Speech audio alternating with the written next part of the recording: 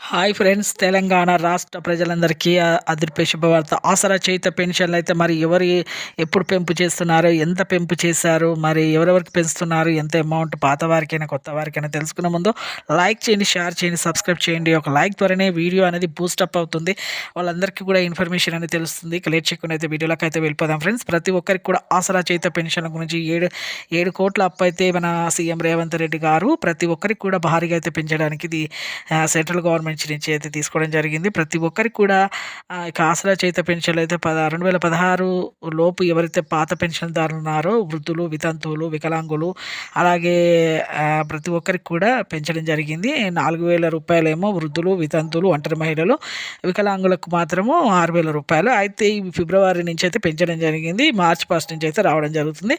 అలాగే కొత్త వారికి ఇంటింటికి వెరిఫికేషన్ చేస్తారు. అలాగే వీళ్ళకు వృద్ధులకి, వితంతువులకి, వికలాంగులకి, డయాబెటిస్ పేషెంట్స్‌కి, అలాగే కిడ్నీ పేషెంట్స్‌కి, హార్ట్ పేషెంట్స్‌కి వీళ్ళందరికీ కూడా కల్లు గీత కార్మికులు, చేనేత కార్మికులు వీళ్ళందరికీ కూడా 45-65 సంవత్సరాల వయసు గల ప్రతి ఒక్కరు కూడా వీళ్ళకి కూడా 4,000 నుంచి 6,000 రూపాయలు అయితే ఇస్తామని చెప్పడం జరిగింది. Thanks for watching.